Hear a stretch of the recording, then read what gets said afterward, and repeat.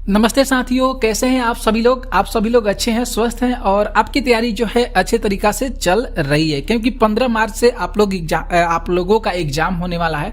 15 और 16 मार्च को एग्जाम होगा, तो उसी के बेस के आधार पर हम लोग की जो तैयारी है वह अच्छे तरीका से चल रही है।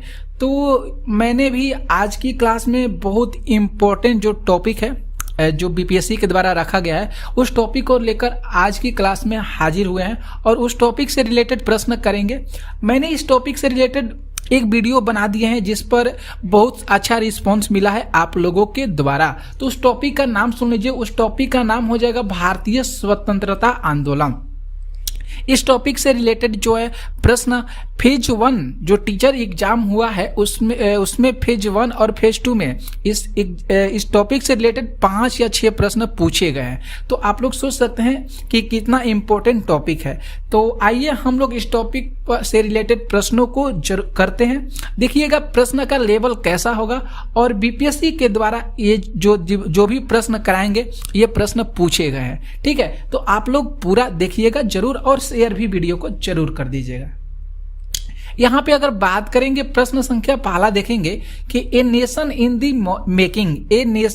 द मेकिंग नामक पुस्तक किसने लिखी। सुंदर सा प्रश्न आपके सामने है।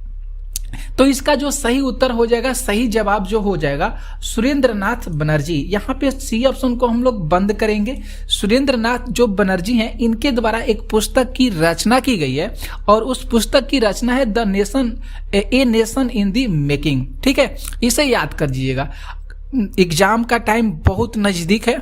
इस समय आप लोगों को केवल प्रैक्टिस करने की जरूरत है। जितना प्रैक्टिस आप लोग कीजिएगा उतना आप लोग को बहुत ज्यादा बेनिफिट मिलेगा। ठीक है, तो अगर हम सारे प्रश्नों को अगर हम डिटेल से बताएंगे तो बहुत लंबा वीडियो हो जाएगा, आप लोग क्वेश्चन नहीं कर पाइएगा। तो उसी के ध्यान में रखते हुए हम जो प्रश्न जो करा रहे हैं वह मतलब फास्ट कराएंगे प्रश्न, जिससे बहुत सारे प्रश्नों को हम लोग कर रहेंगे। ठीक है, तो यहाँ पे फर्स्ट का आंसर सी हो जाएगा। दूसरे नंबर अगर प्रश्नों की बात करेंगे, देखिएगा बहुत अच्छा सा प्रश्न है ये। दूसरा जो प्रश्न है कि 19वीं सदी के अंतिम चतुर्थांश में वह कौन सा तत्व था जिसने भारत में एक समान राष्ट्रीय दृष्टिकोण के उत्थान में एक महत्वपूर्ण भूमिका निभाई। अच्छा सा प्रश्न है। तो देखेंगे अगर विकल्प में कि देश का जो प्रशासनिक एवं आर्थिक जो एकीकरण होता है ये हो गया। अब पाश्चात्य विचार एवं शिक्षा, प्रेस एवं साहित्य की भूमिका और भारतीय अतीत का पुनः अवशेषण। तो यहाँ पे जो डी ऑप्शन जो दिया गया है इसी को हम लोग सही करेंगे। ठीक है, क्योंकि जो 19वीं सदी की बात की है, तो 19वीं सदी की जब बात किया गया है तो यहाँ पे अगर भारत के एक समान राष्ट्रीय दृष्टिकोण से जो महत्वपूर्ण भूमिका है कौन कौन सा अदा किया है, तो यहाँ पे जो ऑप्शन ए, ऑप्शन बी और ऑप्शन सी ये तीनों विकल्प यहाँ पे सही हो रहे हैं। तो यहाँ पे हम लोग उपयुक्त सभी को सही करेंगे। ठीक है, प्रश्न बढ़ेंगे हम लोग तीसरे नंबर पे। देखिएगा बहुत अच्छा प्रश्न है। इस तरह के ही प्रश्न बीपीएससी में पूछा गया है। बीपीएससी के द्वारा टीचर एग्जाम हुआ है फेज 1 और फेज 2 का, तो ये ऐसे ही प्रश्न पूछा गया है और बहुत जो विद्यार्थी नहीं देखे ये सारे प्रश्नों को तो उनमें बहुत ज्यादा कंफ्यूजन हो गया है और वे बोले हैं, बताए भी हैं हमको कि सर आपके द्वारा जो भारतीय स्वतंत्रता आंदोलन से रिलेटेड प्रश्न कराए थे वह आए थे और जो नहीं किए हैं उनको बहुत हार्ड लगा है। तो वो बोलते हैं कि प्रश्न का जो लेवल है हार्ड है, तो ऐसा जो है पेपर में नहीं हुआ। तीसरे नंबर अगर प्रश्न की बात करेंगे कि 1885 ईस्वी में भारतीय राष्ट्रीय कांग्रेस की स्थापना के पीछे कुछ तत्कालिक कारण थे। निम्नलिखित में से कौन सा कारण जो है इसमें शामिल नहीं था। 4 विकल्प दिया गया है, इसमें शामिल नहीं था, मतलब कोई एक ही विकल्प यहाँ पे सही होगा और तीसरा 3 को विकल्प सही हो जाएंगे। तो ध्यान से अगर हम लोग देखेंगे तो 1870 से 1880 का द्वितीय आंग्ल अफगान युद्ध ये जो है इसमें शामिल नहीं है। जब 1885 ईस्वी की जो क्रांति हुई थी भारतीय स्वतंत्रता कांग्रेस की स्थापना के पीछे का जो कारण था ये नहीं था। ठीक है, तो बी ऑप्शन को हम लोग यहाँ पे सही करेंगे। आगे बढ़ेंगे प्रश्न पे हम लोग देखेंगे चौथा जो प्रश्न है कि किस ब्रिटिश वायसराय ने 1880 के दशक के प्रारंभ में मतलब आरंभ में विदेशी शासन के विरुद्ध भारतीय असंतोष को बढ़ाने में अपनी महत्वपूर्ण भूमिका निभाई थी। उस जो ब्रिटिश वायसराय है उनका क्या नाम है? बहुत सुंदर सा प्रश्न है। तो उस ब्रिटिश वायसराय का नाम लॉर्ड लीटन हो जाएगा, लॉर्ड लीटन हो जाएगा। हम लोग बी ऑप्शन को टिक करेंगे, बंद कर देंगे, बी ऑप्शन यहाँ पे सही हो रहा है। ओके, प्रश्न बढ़ेंगे हम लोग 5 नंबर पे।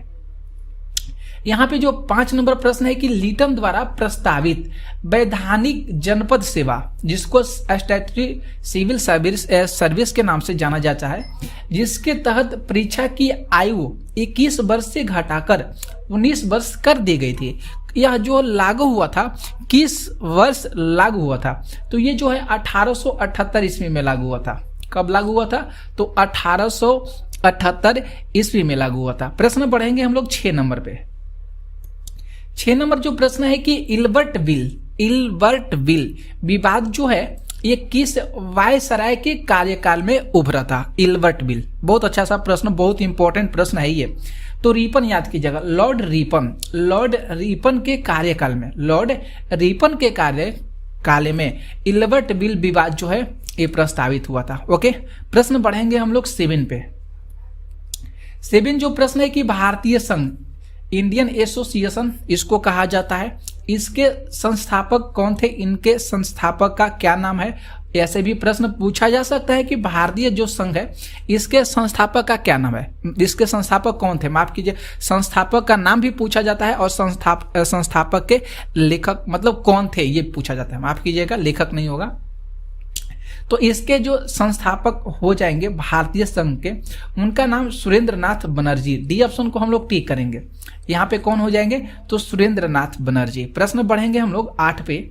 8 नंबर ध्यान से देखिए, प्रश्न है कि भारतीय राष्ट्रीय कांग्रेस की अध्यक्षता किसने की थी? तो भारतीय राष्ट्रीय कांग्रेस की अध्यक्षता दादा भाई नौरोजी के द्वारा किया गया था। ऑप्शन सी को हम लोग बंद कर देंगे। दादा भाई नौरोजी के द्वारा भारतीय राष्ट्रीय कांग्रेस की अध्यक्षता की गई थी। पूछा जाता है प्रश्न, भारतीय राष्ट्रीय कांग्रेस की अध्यक्षता किसके द्वारा की गई थी? तो आप लोग को दिमाग में रहना चाहिए, दादा भाई नौरोजी के द्वारा भारतीय राष्ट्रीय कांग्रेस की अध्यक्षता की गई थी। याद हो गया। प्रश्न बढ़ेंगे हम लोग 9 पे। 9 नंबर जो प्रश्न है कि भारतीय राष्ट्रीय कांग्रेस में निम्न में से किसको नरम दलीय नेता के तौर पर नहीं जाना जाता है? नरम दलीय नेता के तौर पर नहीं जाना जाता है। तो बाल गंगाधर तिलक को नरम दल के नेता के तौर पर नहीं जाना जाता है। एक नरम दल, एक गरम दल होता है, ठीक है। तो ए ऑप्शन हम लोग यहाँ पे टिक करेंगे। और यहाँ पे जो नरम दल के पूछा जाता है प्रश्न है कि निम्न में से नरम दल के नेता कौन कौन से हैं? तो दादा भाई नौरोजी को आप लोग याद रखिएगा, एम.जी. रानाडे को और गोपाल कृष्ण गोखले को याद कीजिएगा। ये जो नेता हैं ये नरम दल के नेता हैं। गरम दल के नेता बाल गंगाधर तिलक हो जाएंगे।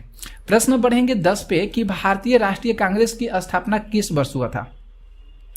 तो 1885 याद कीजिएगा।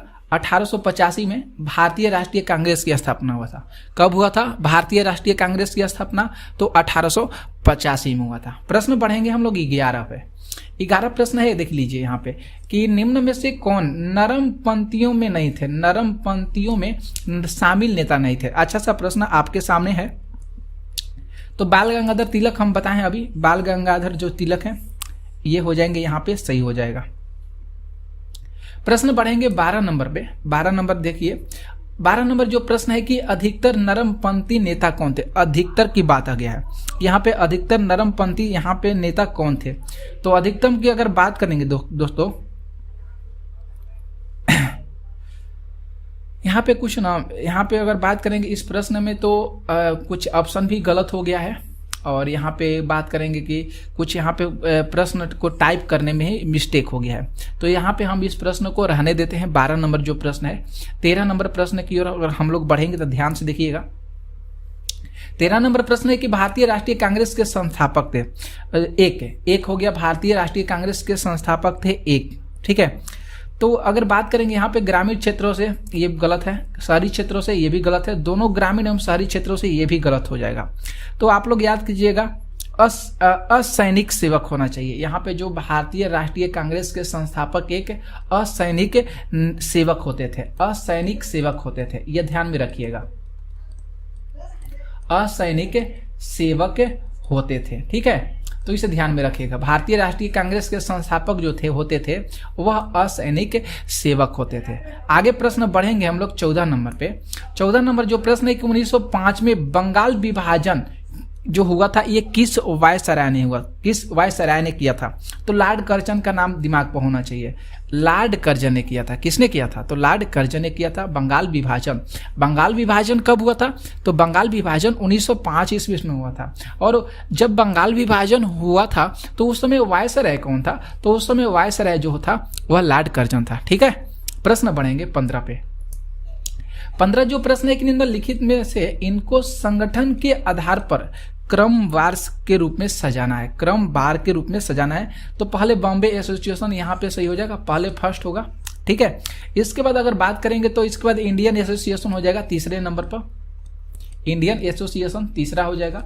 आगे फिर बढ़ेंगे तो चौथा इंडियन लीग हो जाएगा, यहाँ पे चौथा होगा। और मद्रास महाजनपद सभा ये चौथा, ये दूसरा हो जाएगा। तो 1 3 4 2, 1 3 4 2 जो विकल्प दिया होगा इसको हम लोग सही करेंगे, 1 3 4 2। ठीक है, प्रश्न बढ़ेंगे हम लोग आगे 16 नंबर पे बढ़ेंगे। देखिए 16 नंबर प्रश्नों को ध्यान से। 16 प्रश्न है कि भारतीय राष्ट्रीय कांग्रेस का प्रथम मुस्लिम प्रेसिडेंट कौन थे? मुस्लिम प्रेसिडेंट भारतीय राष्ट्रीय कांग्रेस के कौन थे? तो बदरुद्दीन तैयबजी। यहाँ पे डी ऑप्शन को हम लोग टिक करेंगे।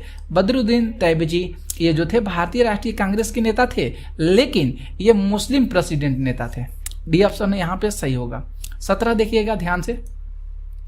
17 प्रश्न है कि ब्रिटिश हाउस ऑफ कॉमन्स है, ब्रिटिश हाउस ऑफ कॉमन्स इसका जो चुनाव है जिस प्रथम भारतीय ने लड़ा था उसका क्या नाम था? जिस प्रथम भारतीय ने लड़ा था उसका क्या नाम था? सुंदर सा प्रश्न आपके सामने है। तो दादा भाई नौरोजी टिक करेंगे हम लोग, इसको बंद कर देंगे। उस नेता का क्या नाम था?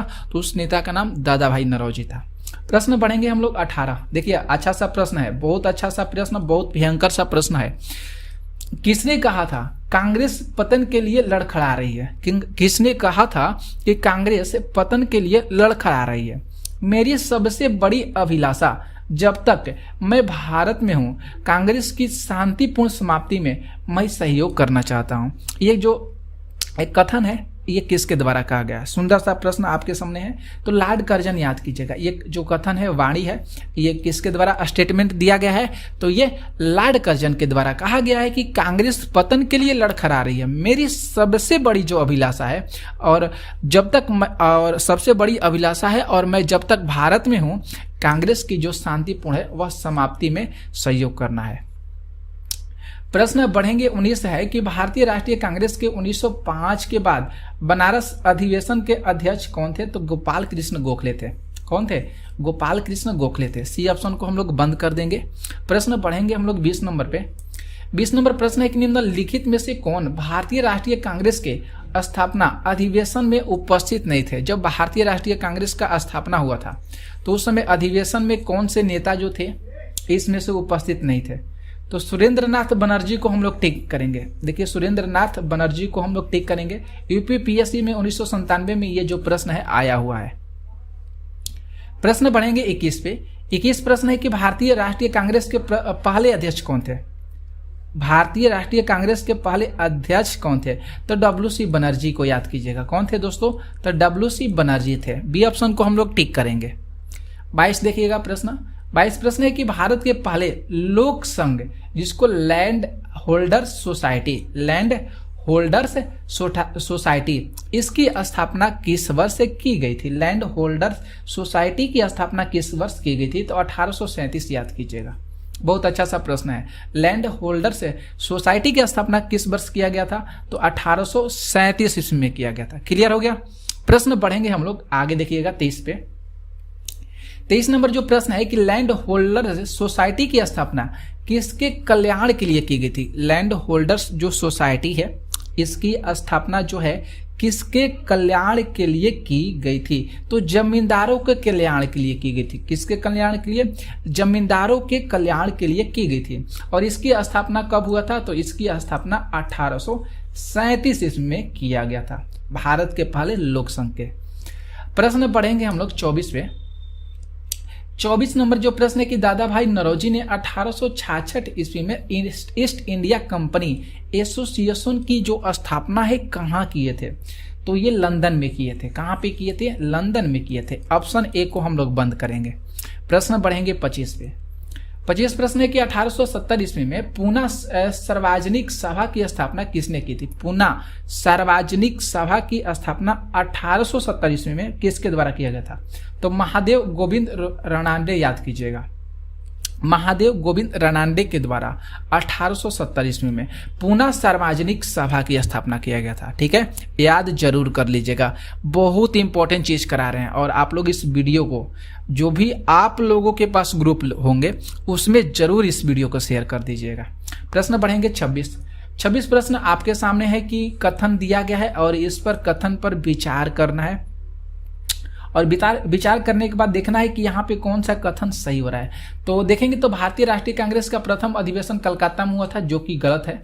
भारतीय राष्ट्रीय कांग्रेस का दूसरा अधिवेशन दादा भाई नौरोजी की अध्यक्षता में हुआ था, यह बिल्कुल सही है। आगे बढ़ेंगे हम लोग। भारतीय राष्ट्रीय कांग्रेस तथा मुस्लिम लीग दोनों ने लखनऊ में 1916 में अधिवेशन किए और लखनऊ समझौता संपन्न हुआ, तो ये भी सही हो रहा है, ये भी सही हो रहा है। तो दूसरा ऑप्शन जो है यहाँ पे दूसरा और तीसरा ऑप्शन सही हो रहा है। तो देख लीजिएगा, यहाँ पे सी ऑप्शन को हम लोग सही करेंगे, दूसरा और तीसरा विकल्प यहाँ पे सही हो रहा है। तो इसी तरह आप लोग को पढ़कर अच्छे तरीका से याद करना है, वीडियो को देखते रहना है, प्रैक्टिस अपना करते रहना है, जिससे क्वेश्चन का लेवल आप लोग को पता चल जाएगा कि किस तरह के प्रश्न एग्जाम में पूछे जाएंगे। 27 प्रश्न है कि निम्नलिखित में से किस एक ने सन 1875 में हाउस ऑफ कॉमन्स में एक याचिका प्रस्तुत करते हुए ब्रिटिश संसद में भारत के प्रत्यक्ष प्रतिनिधित्व की मांग की थी? बहुत अच्छा सा प्रश्न है। कौन सा एसोसिएशन था? या महाजनपद सभा था, या कौन सा सभा था, या एसोसिएशन वही होता है? तो यहाँ पे हम लोग दी डक्कन एसोसिएशन था। कौन था? तो दी डक्कन एसोसिएशन था। ए ऑप्शन को हम लोग टिक करेंगे सही। 28 प्रश्न एक निम्नलिखित भारतीय नेताओं में से कौन एक ब्रिटिश से दोबारा इंडियन सिविल सर्विस से बर्खास्त किए गए थे? उनका क्या नाम था? तो उनका जो नाम हो जाएगा सुरेंद्र नाथ बनर्जी। यहाँ पे बी ऑप्शन को हम लोग टिक करेंगे। आगे बढ़ेंगे। प्रश्न देखिएगा 29 नंबर प्रश्न है कि लैंड होल्डर्स सोसाइटी कलकत्ता के संस्थापक थे कौन?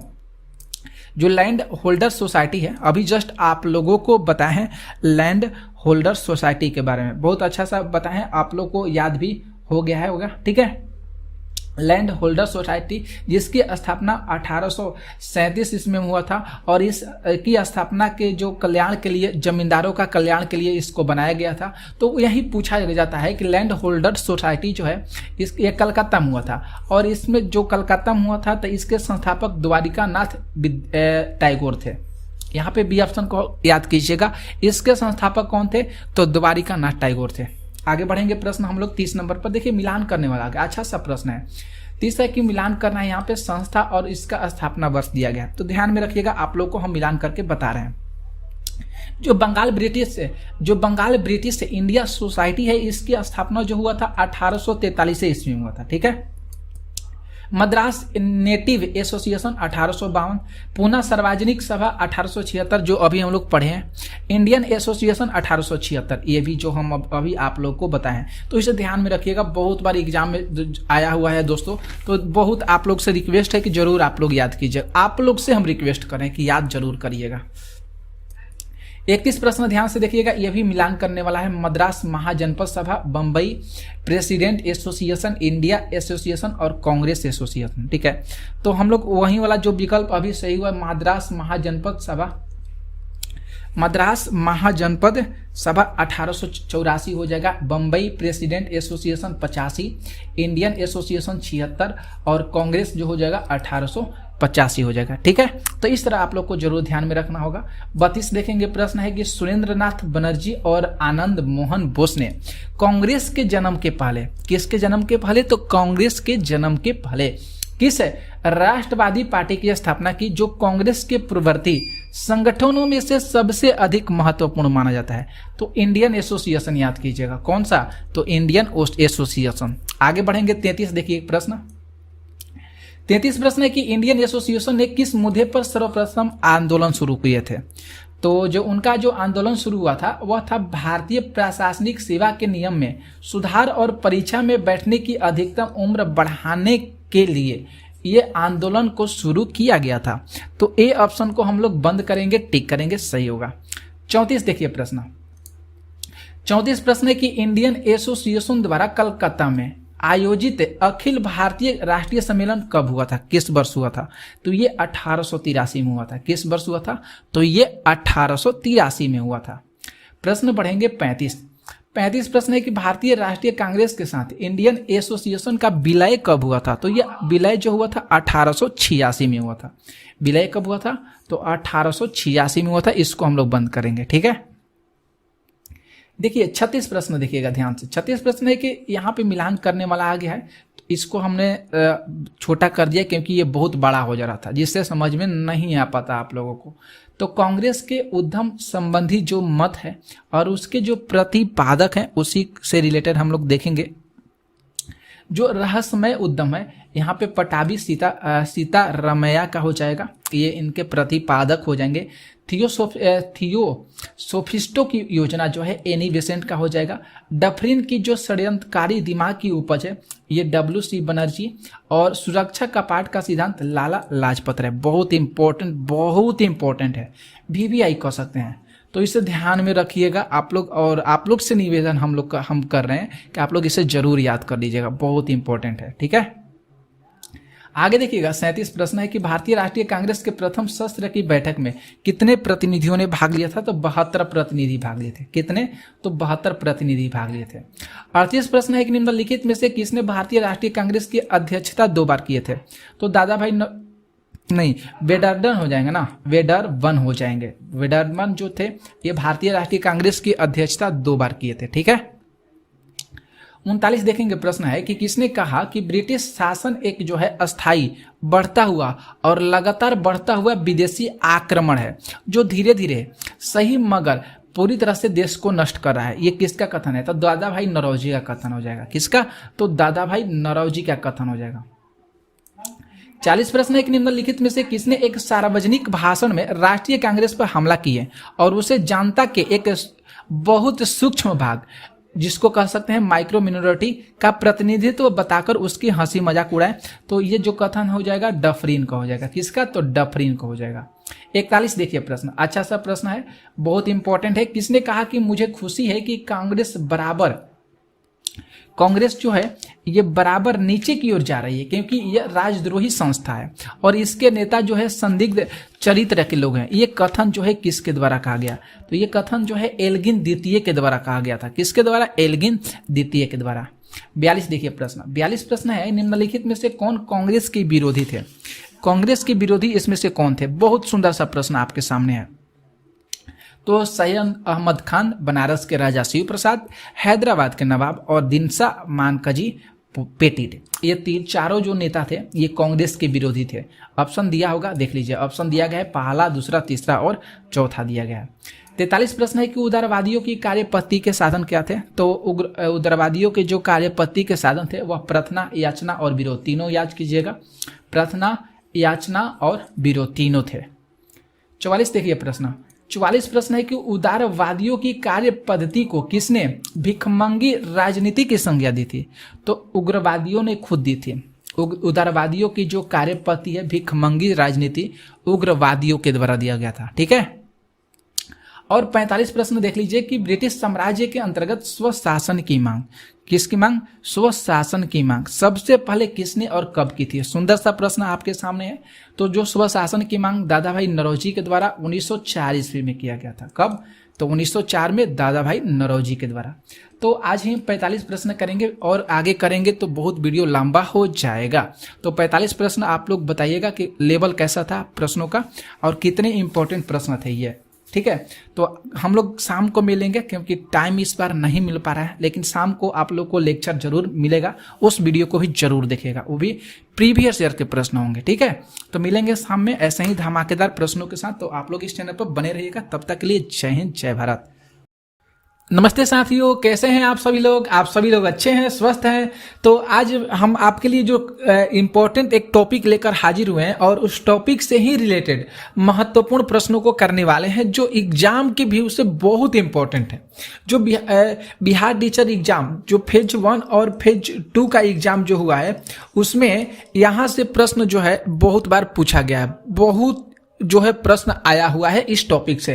तो उस टॉपिक का नाम जान लीजिए क्या है। उस टॉपिक का नाम हो जाएगा भारतीय राष्ट्रीय जो स्वतंत्रता आंदोलन हुआ है उसी के अकॉर्डिंग हम लोग आज की क्लास में बहुत इंपॉर्टेंट प्रश्नों को करने वाले हैं। तो आप लोग जरूर देखिएगा इस वीडियो को और पूरा देखिएगा और इसे जितना हो सकेगा आप लोग शेयर भी जरूर कर दीजिएगा, क्योंकि आपके पास जो भी ग्रुप लिंक होंगे उसमें इस वीडियो को शेयर जरूर कर दीजिएगा। और आप लोग इस प्रश्नों का लेवल को देख लीजिएगा कि कैसे प्रश्न आप लोगों के लिए है। तो बिहार टीचर जो बीपीएससी 3 का एग्जाम होने वाला है, बिहार टीचर एग्जाम का, और बीपीएससी लेगा तो उसके लिए इंपॉर्टेंट प्रश्न है। आइए हम लोग स्टार्ट करते हैं। प्रश्न संख्या पहला, यहाँ पे देखिए जो प्रश्न पहला है, जल्दी से जल्दी हम लोग 50 प्रश्न करेंगे, फिर आप लोगों को लेक्चर जो है शाम में मिलेगा इंपॉर्टेंट प्रश्नों के साथ, तो उसको भी जरूर देखिएगा।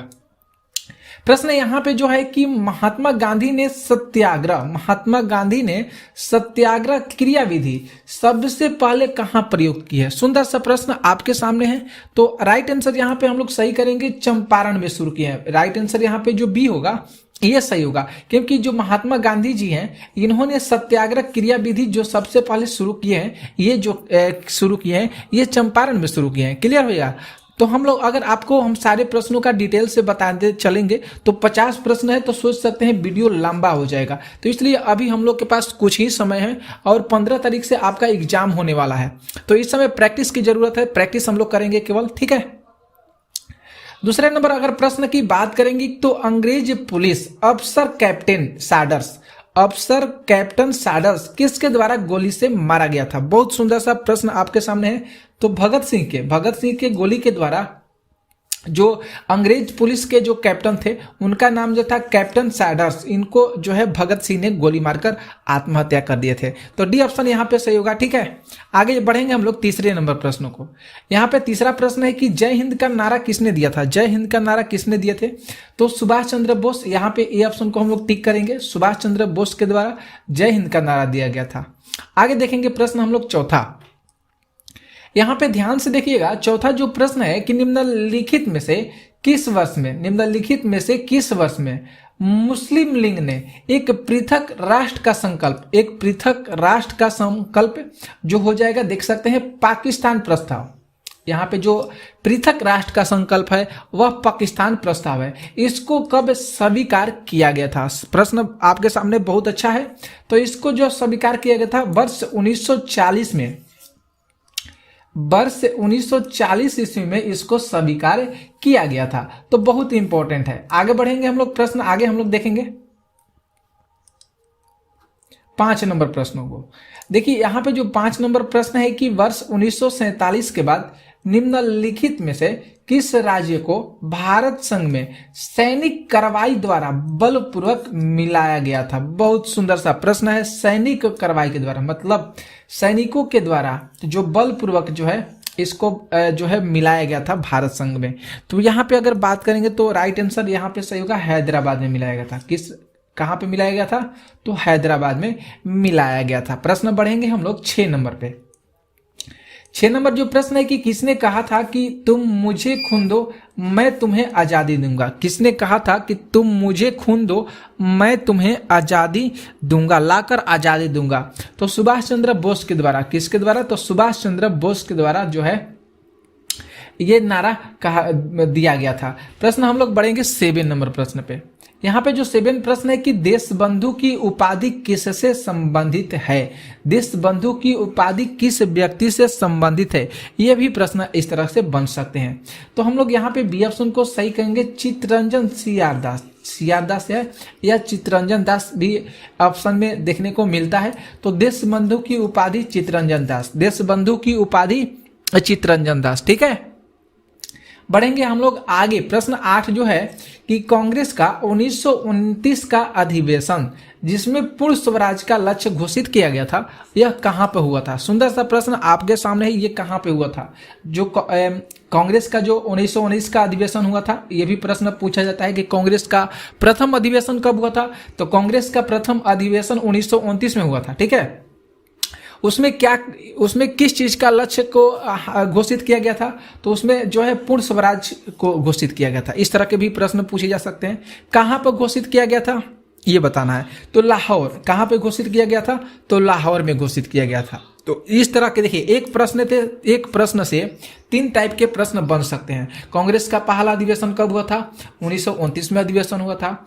इसमें किस लक्ष्य को शामिल किया गया था? किस लक्ष्य को घोषित किया गया? तो पूर्ण स्वराज को घोषित किया गया था, ये लक्ष्य था। कहां पे हुआ था? तो लाहौर अधिवेशन में हुआ था, ठीक है।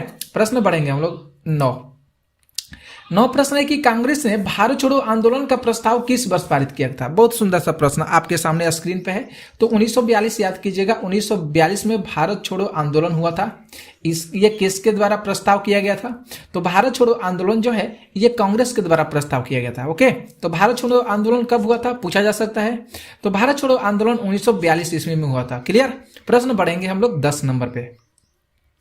10 नंबर जो प्रश्न है कि सुभाष चंद्र बोस ने कहां पे? तो सिंगापुर में दिल्ली चलो का नारा दिए थे। देखिए अब यहां से कैसे हम प्रश्नों को बना सकते हैं।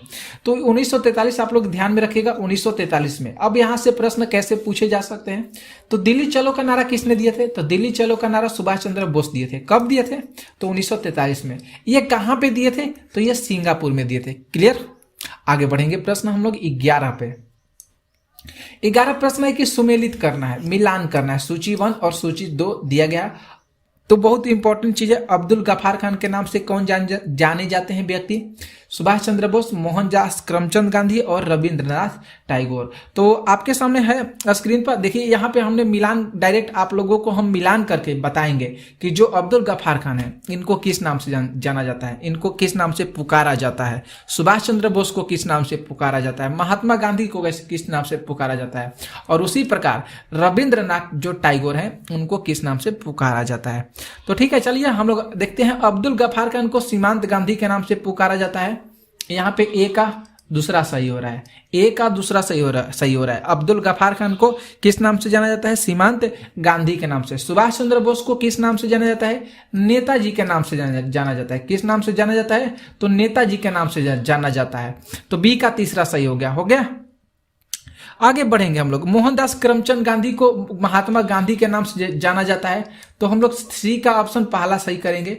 और डी का तो आप लोग को पता चल गया कि रविंद्रनाथ जो टैगोर हैं इनको गुरुदेव के नाम से जाना जाता है। रविंद्रनाथ टैगोर को गुरुदेव के नाम से जाना जाता है। तो दूसरा, तीसरा, पहला, चौथा आप विकल्प देख सकते हैं। ऑप्शन में अगर दिया रहेगा दूसरा ऑप्शन, दूसरा, तीसरा, पहला और चौथा, आप लोग को 4 विकल्प में से कहीं भी विकल्प में ये आप लोगों को देखने को मिल जाएगा, तो आप लोग उसको सही कर दीजिएगा। ठीक है, समझ गए। आगे बढ़ेंगे प्रश्न हम लोग 12 पे। 12 प्रश्न देख लीजिए कि असहयोग आंदोलन 1920 से लेकर 22 तक हुआ था। इसको क्यों निलंबित कर दिया गया था? बहुत अच्छा सा प्रश्न है। इसको क्यों निलंबित कर दिया गया था? क्योंकि जो चोरा चोरी का घटना हुआ था उसी के वजह से ये जो असहयोग आंदोलन होने वाला था इसको निलंबित कर दिया गया था। तो डी ऑप्शन को हम लोग सही करेंगे। किसको सही करेंगे? डी ऑप्शन को सही करेंगे। चोरी चोरा जो हिंसक घटना हुआ था इसी के कारण दोस्तों असहयोग आंदोलन को रद्द कर दिया गया था, असहयोग आंदोलन को निलंबित कर दिया गया था। ठीक है, प्रश्न बढ़ेंगे हम लोग 13 नंबर पे। 13 नंबर अगर प्रश्न की बात करेंगे तो वर्ष 1919 में जालियांवाला बाग हत्याकांड कहां पे हुआ था? वर्ष 1919 में जालियांवाला बाग हत्याकांड। तो जालियांवाला बाग हत्याकांड पूछा जा सकता है कब हुआ था? तो जालियांवाला बाग हत्याकांड 1919 में हुआ था। ये कहां पे हुआ था? तो ये अमृतसर में हुआ था। कहां पे हुआ था दोस्तों? तो ये अमृतसर में हुआ था। ठीक है, आगे बढ़ेंगे प्रश्न 14 जो प्रश्न है कि नमक सत्याग्रह किस ईस्वी से प्रारंभ हुआ था? देखिए यहाँ पे प्रारंभ पूछा जा रहा है, मतलब नमक सत्याग्रह आंदोलन। तो 1930 याद कीजिएगा। नमक सत्याग्रह आंदोलन 1930 ध्यान में रखिएगा। नमक सत्याग्रह आंदोलन को कब शुरू किया गया था? तो 1930 ईस्वी में शुरू किया गया था। तो ए ऑप्शन यहाँ पे सही हो रहा है। प्रश्न 15 की बात करेंगे कि निम्नलिखित में से किस कृत्य के कारण भगत सिंह, राजगुरु और सुखदेव को 23 मार्च 1931 में फांसी दी गई थी। ये बहुत अच्छा सा प्रश्न है, बहुत बार एग्जाम में ये प्रश्न देखने को जरूर मिला है, तो इसको आप लोग थंब कर लीजिएगा। इसको, ये बहुत इंपॉर्टेंट है, इसको आप लोग थंब लगा लीजिएगा। ये क्वेश्चन बहुत बार एग्जाम में पूछा जाता है और आता भी है। तो वो देखिए यहाँ पे भगत सिंह को भी है, यहाँ पे जो व्यक्ति हैं, महान व्यक्ति, भारत देश को आज़ाद दिलाने में अपना अहम भूमिका को निभा चुके हैं। जो भगत सिंह हो जाएंगे, राजगुरु हो जाएंगे, सुखदेव हो जाएंगे। ये तीनों व्यक्तियों को एक ही दिन फांसी दिया गया था। कब दिया गया था? तो 23 मार्च 1931 को फांसी दिया गया था। अब यहाँ पे देखना है कि कृत्य क्या हुआ था, मेन यहाँ पे रीजन क्या हो गया था जिस वजह से ये तीनों जो भारत के जो महान व्यक्ति थे इनको फांसी दिया गया था। तो यहाँ पे अगर बात करेंगे तो ए ऑप्शन को हम लोग सही करेंगे कि वर्ष 1928 में लाहौर में जब साडस की हत्या हुआ था, साडस की जो हत्या किसी के द्वारा किया गया था, मतलब इन लोगों के द्वारा जो नहीं किया गया था, उसी के कारण ये जो भगत सिंह, राजगुरु और सुखदेव जी को 23 मार्च 1931 में इनको फांसी दी गया था। ठीक है, तो हम लोग यहाँ पे ए ऑप्शन को टिक करेंगे, ए ऑप्शन को सही करेंगे। क्लियर? बढ़ेंगे प्रश्न हम लोग 16 पे। ध्यान से देखिएगा, प्रश्न 16 भी अच्छा सा प्रश्न आपके सामने है। निम्नलिखित में से किस अधिवेशन के तहत बिना मुकदमा और दोष सिद्धि के ही विधि न्यायालय ने किसी भी व्यक्ति को कैद करने का जो प्राधिकार है यह सरकार को दिया गया था? तो यहाँ पे बात करेंगे जो 1919 का रॉलेट एक्ट अधिनियम हुआ था, 1919 में रॉलेट एक्ट पारित हुआ था। ठीक है, उसी के अकॉर्डिंग जो न्यायालय जो है ये किसी भी व्यक्ति को कैद करने का जो प्राधिकार है यह किसको भेज दिया था, किसके पास भेज दिया था? तो ये सरकार के पास भेज दिया था कि आप इस तरह का जो कैद जो व्यक्ति हैं उनको आप इस तरह से इस तरह मतलब कर सकते हैं। ठीक है, तो यहाँ पे ऑप्शन ए को हम लोग क्या करेंगे? सही करेंगे, 1919 रॉलेट एक्ट अधिनियम। प्रश्न बढ़ेंगे 17 की गांधी इरविन समझौता 5 मार्च 1931 को हुआ था। प्रश्न आता है मिलान करने वाले में। ये जो प्रश्न आते हैं इस तरह के, ये मिलान करने वाले प्रश्न पूछे जाते हैं। यहाँ से एक तरफ सूची 1 दिया रहेगा, सूची 2 दिया रहेगा, वहां पे डेट डाल देगा, एक तरफ दे देगा कि ये समझौता कब हुआ था, ये आंदोलन कब हुआ था। तो इस तरह के प्रश्न आते हैं, जरूर आते हैं एग्जाम में, तो आप लोग घबराइएगा मत, जरूर वीडियो को देखिए पूरा और शेयर भी जरूर कर दीजिए। गांधी इरविन समझौता 5 मार्च 1931 को हुआ था। अब जो गांधी इरविन समझौता है ये किससे रिलेटेड है, ये किस आंदोलन से रिलेटेड है? तो ये जो है सविनय अवज्ञा आंदोलन, यहाँ पे बी ऑप्शन को हम लोग टिक करते हैं। ये जो गांधी इरविन समझौता है ये सविनय अवज्ञा आंदोलन से रिलेटेड है, इससे संबंधित है। और जो गांधी इरविन समझौता हुआ है ये 5 मार्च 1931 को हुआ है। गांधी इरविन समझौता कब हुआ है दोस्तों? तो 5 मार्च 1931 को हुआ है। ओके, प्रश्न बढ़ेंगे हम लोग 18 पे। यहाँ पे जो 18 प्रश्न है कि स्वतंत्र भारत के प्रथम महाराज्यपाल गवर्नर जनरल कौन थे? सुंदर सा प्रश्न आपके सामने है।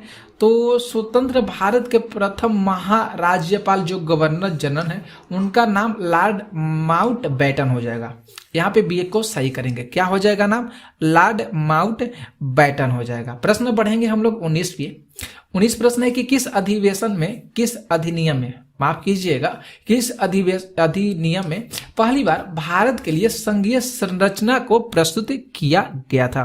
तो यहाँ पे हम लोग बात करेंगे जो 1935 का अधिनियम हुआ था, उस समय भारत के लिए जो संघीय संरचना थी उसको प्रस्तुत किया गया था 1935 अधिनियम के अंतर्गत, 1935 अधिनियम के अंतर्गत। तो सी ऑप्शन को हम लोग टिक करते हैं। प्रश्न बढ़ेंगे हम लोग 20 नंबर पे।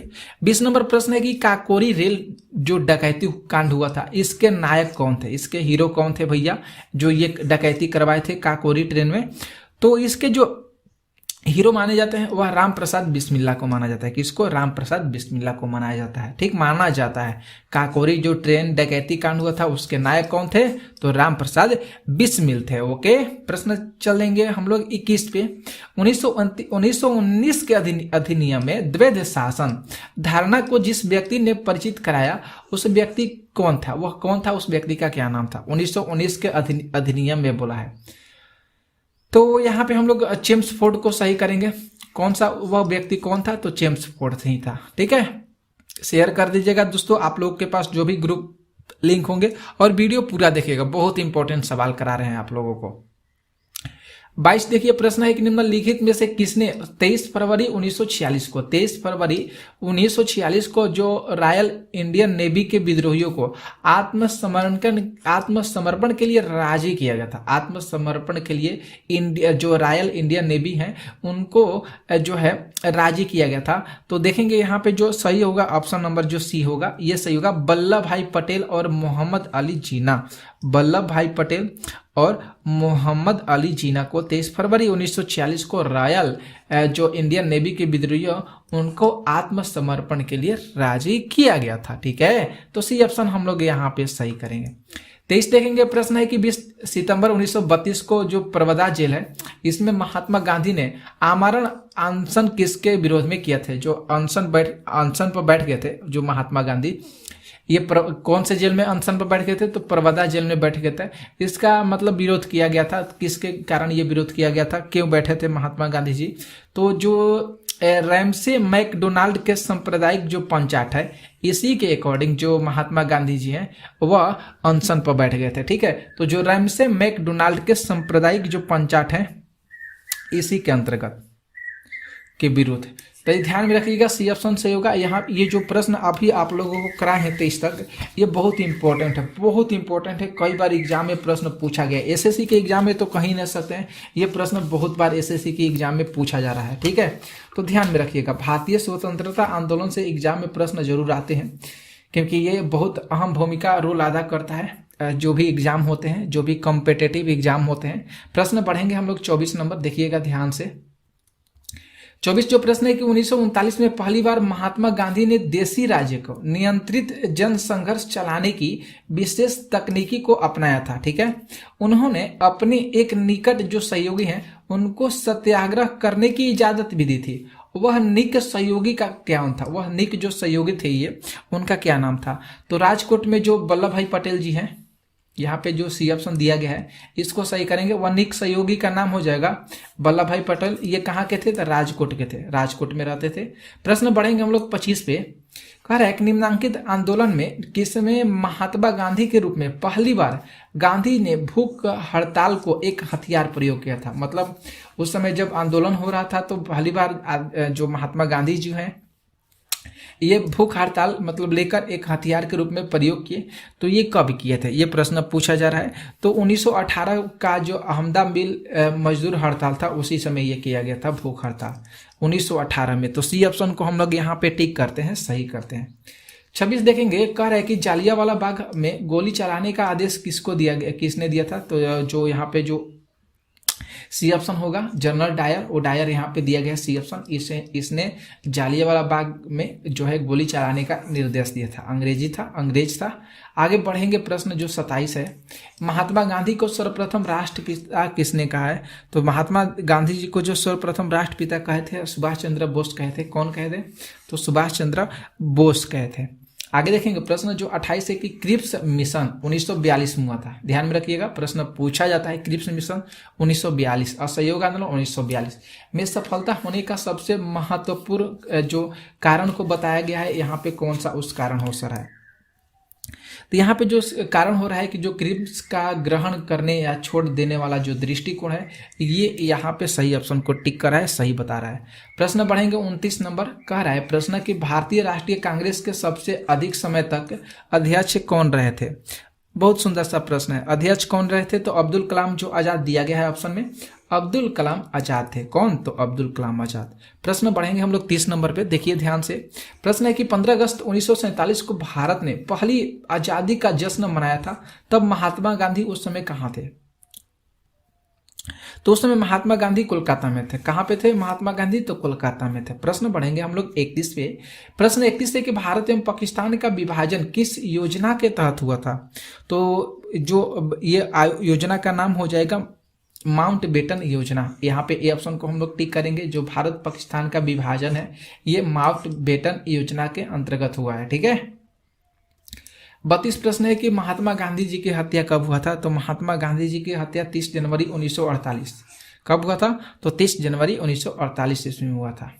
33 देखिए प्रश्न है कि कौन सा भारतीय स्वतंत्र भारत का पहला जो गवर्नर जनरल था? जो थे उनका क्या नाम था, सिराज गोपालाचारी। भारतीय स्वतंत्र भारत के पूछा गया है पहला governor general Siraj Gopalachari. 34 number देखिए प्रश्न, कायदे आजम किसे कहा जाता है? कायदे आजम जो है किसे कहा जाता है? अली जिन्ना को। ठीक है, देखेंगे यहाँ पे ऑप्शन को सही करेंगे, मोहम्मद अली जिन्ना को कायदे आजम कहा जाता है। ठीक है, आजम कहा जाता है, माफ कीजिएगा, आजम कहा जाता है। 35 प्रश्न है कि सरदार वल्लभ भाई पटेल को किस नाम से जाना जाता है? तो सरदार वल्लभ भाई पटेल जी को किस नाम से जाना जाता है? ये आपके सामने जो ऑप्शन है, तो देखिए यहाँ पे राज्य के पुनर्गठन के लिए लौह पुरुष के रूप में यहाँ पे जो सरदार वल्लभ भाई पटेल जी को जाना जाता है। तो पहला दूसरा ऑप्शन सही हो रहा है, तो यहाँ पे हम लोग पहले ऑप्शन को ही क्या करेंगे, टिक करेंगे। 36 देखेंगे प्रश्न है कि गांधी जी ने किस गोलमेज सम्मेलन में भाग लेने के लिए लंदन गए थे? गोलमेज सम्मेलन में भाग लेने के लिए लंदन गए थे, तो द्वितीय जो गोलमेज सम्मेलन हुआ था वहां पे महात्मा गांधी जी भाग लेने के लिए चले गए थे। प्रश्न बढ़ेंगे हम लोग। 37 नंबर देखिए, हम लोग फटाफट रिवीजन करें क्योंकि बहुत इस समय मेन जो मकसद है, मोटो है हम लोग का रिवीजन है। रिवीजन जितना ही रहेगा आप लोगों का क्लियर हो जाएगा, उतना ही प्रश्नों का हल। ओके, असहयोग आंदोलन शुरू करने के समय भारत के वायसराय उस समय कौन थे? असहयोग आंदोलन शुरू करने के समय भारत के वायसराय जो थे चेम्सफोर्ड हो जाएंगे। यहाँ पे डी ऑप्शन सही करेंगे। प्रश्न बढ़ेंगे हम लोग 28 पे, माफ कीजिए 38 नंबर पे, कि भारतीय स्वतंत्रता आंदोलन के दौरान चर्चित पुस्तक इंडिया फॉर इंडियंस, यहाँ पे र छूट गया है, इंडियन फॉर इंडियंस के लेखक कौन हो जाएंगे? तो चित्तरंजन दास को सही कीजिएगा। यहाँ पे जो पूछा जाता है डायरेक्ट इंडियन फॉर इंडियंस के लेखक कौन है? तो चित्तरंजन दास है। आगे देखेंगे प्रश्न 39 है कि जनरल माइक ओडायर की हत्या किसने की थी? तो उधम सिंह के द्वारा किया गया था। इनका हत्या किसके द्वारा? तो उधम सिंह के द्वारा किया गया था। प्रश्न बढ़ेंगे 40 नंबर, कह रहे प्रश्न कि साइमन कमीशन का भारत आगमन किस वर्ष हुआ था? तो 1928 में हुआ था। ये आगमन कब हुआ था? साइमन कमीशन का आगमन 1928 में भारत में इसका आगमन हुआ था। साइमन कमीशन भारत में कब आया था दोस्तों? तो 1928 में आया था। 41 प्रश्न है कि भारतीय कम्युनिस्ट पार्टी का अस्तित्व किस वर्ष आया था? कम्युनिस्ट पार्टी का अस्तित्व 1921 में आया था। कब आया था? भारतीय कम्युनिस्ट पार्टी का अस्तित्व जो है 1921 में आया था। अगला प्रश्न देखेंगे 42 की महात्मा गांधी के राजनीतिक गुरु कौन थे? तो गोपाल कृष्ण गोखले थे। ये सारे प्रश्न आ चुके हैं एग्जाम में। महात्मा गांधी के गुरु गोपाल कृष्ण गोखले। 43 प्रश्न है सारे जहां से अच्छा हिंदुस्तान हमारा के रचनाकार कौन हो जाएंगे? तो इकबाल हो जाएंगे, मोहम्मद इकबाल हो जाएंगे। ओके, आगे देखेंगे प्रश्न 44 प्रश्न है कि दीनबंधु के नाम से कौन विख्यात हैं? तो ये दीनबंधु के नाम से कौन सा यहाँ पे देखेंगे C.F. एंड्रूज जो हो जाएंगे, ये दीनबंधु के नाम से विख्यात है। चित्तरंजन दास भी होते हैं जिनको दीनबंधु कहा जाता है। आगे देखिए दोस्तों, हम लोग आगे बढ़ेंगे, आप लोग शेयर करते रहिएगा। जो यहाँ पे आप लोगों को प्रश्न करा रहे हैं, आप लोग इस प्रश्न को शेयर, जो इस वीडियो है इसको शेयर करते रहिएगा। ठीक है, आपके लोगों के पास जो भी व्हाट्सएप ग्रुप होंगे उसमें इस प्रश्नों को, ये जो वीडियो है आप लोग इस वीडियो को शेयर जरूर कर दीजिएगा। ठीक है, आगे हम लोग पढ़ेंगे। देखिए 45 नंबर यहाँ पे अगर प्रश्न की हम लोग बात करेंगे कि जो यहाँ पे 45 है कि माई एक्सपेरिमेंट विथ टूथ के रचनाकार कौन हैं? तो इसके अगर रचनाकार की बात करेंगे हम लोग तो महात्मा गांधी हो जाएंगे। यहाँ पे ए ऑप्शन को हम लोग क्या करेंगे, सही करेंगे। 46 नंबर प्रश्न देखिए, कर्मा अनुसार इसको जो व्यवस्थित करना है इसको सही तरीके से देखना है कि यहाँ पे कौन सा ऑप्शन जो है सही हो रहा है। तो देखेंगे तो यहाँ पे पहले असहयोग आंदोलन हुआ था, इसके बाद साइमन कमीशन का भारत में आगमन हुआ था, गांधी इरविन पैक्ट हुआ था, तब जाकर लास्ट में पूना एक्ट हुआ था। तो हम लोग डी ऑप्शन को हम लोग टिक करेंगे। ठीक है, प्रश्न बढ़ेंगे हम लोग 47 नंबर है कि दांडी यात्रा में गांधी जी ने कितनी दूरी तय करके नमक कानून का विरोध किए थे? तो कितना दूरी किए थे? 385 किलोमीटर की दूरी तय किए थे। 20 सही हो रहा है। और 48 प्रश्न है कि गांधी जी ने किस कानून को काला कानून कहा था? गांधी जी ने किस कानून को? रॉलेट एक्ट जो 1919 में पारित हुआ था, इसको महात्मा गांधी जी जो है ये इसे काला कानून कहे थे। 49 नंबर देखेंगे प्रश्न कि चंपारण सत्याग्रह के दौरान महात्मा गांधी के साथ कौन शामिल नहीं थे? तो राजेंद्र प्रसाद और अनुग्रह नारायण सिंह, ये दोनों जो व्यक्ति हैं इस ऑप्शन के अनुसार ये शामिल नहीं थे जब चंपारण सत्याग्रह आंदोलन हो रहा था महात्मा गांधी जी के द्वारा। 50 है कि कौन आजाद हिंद फौज से संबंधित नहीं है? तो यहाँ पे आरसी जो दंत जाएंगे ये आज़ाद हिंद फौज से रिलेटेड नहीं है। तो डी ऑप्शन सही होगा। तो दोस्तों 50 प्रश्न किए, कैसा लगा प्रश्न आप लोग शेयर कर दीजिएगा वीडियो को, आप लोग जरूर बताइएगा, कमेंट कीजिएगा। और मिलेंगे हम लोग शाम को फिर इसके बाद प्रीवियस ईयर के प्रश्नों के धांसू जो होंगे प्रश्न, तो आप लोग भी शाम को जरूर इस वीडियो को देखिएगा, शेयर जरूर कर दीजिएगा। ठीक है।